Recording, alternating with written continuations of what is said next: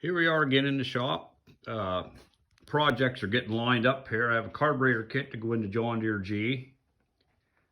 In the process of tearing the Ford 3000 apart because the motor is still locked up and everything's all rusty.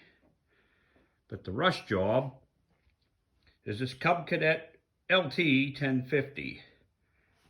Originally started having problems that when you mowed for about a half hour, you got into heavy grass, it would shut off. So we changed the fuel filter, did some other things. Same exact problem. There's also a fuel pump located here, which I have not changed yet. Took it to a dealer and they told us that there was a obstruction in the tank. So I proceeded to take all these bolts off and lift this up and remove the tank, which I did it without taking the hydro pedal and the brake off. Right there is where it sits, and there is just enough room if you prop this up with 2 pieces of firewood. Get that out. There's 4 bolts on the sides around the tank.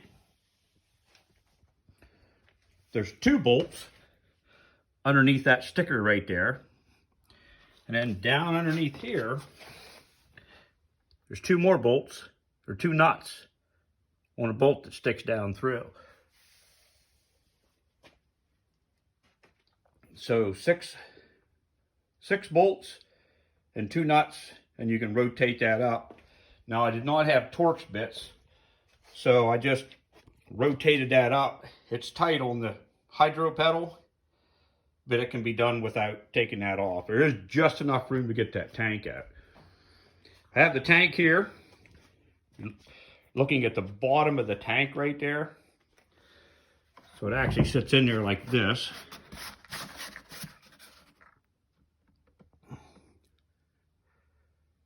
Now, what the problem we found was, I actually disconnected the line, put gas in there, and the first 2 gallons went right through. So I took and put even more gas through it. Got about a quart out, and the gas slowed way down coming out through the nipple. So after I drained it, took the tank out, I noticed that there was an obstruction in the nipple. And I don't know if you can see it, but what I found down in the nipple, there's a piece of plastic that when they put that in, apparently it's hanging there. And it's literally on the bottom of the tank, on the bottom of that nipple.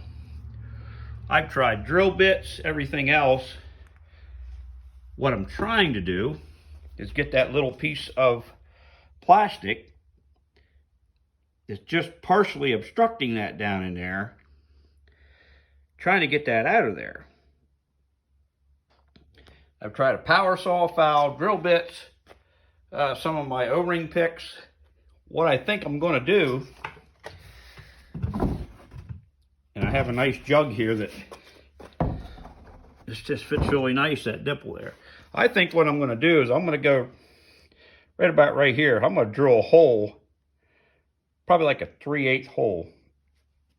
And I'm going to take a long drill bit and go down there and just sort of clean that plastic up, see if I can get that piece of plastic off of there.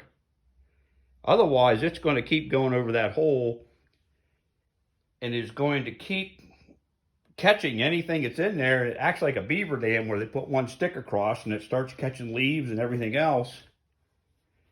It literally had a whole bunch of grass and stuff in it, which is another problem. But we're hoping to get this Cub Cadet back on the lawn here.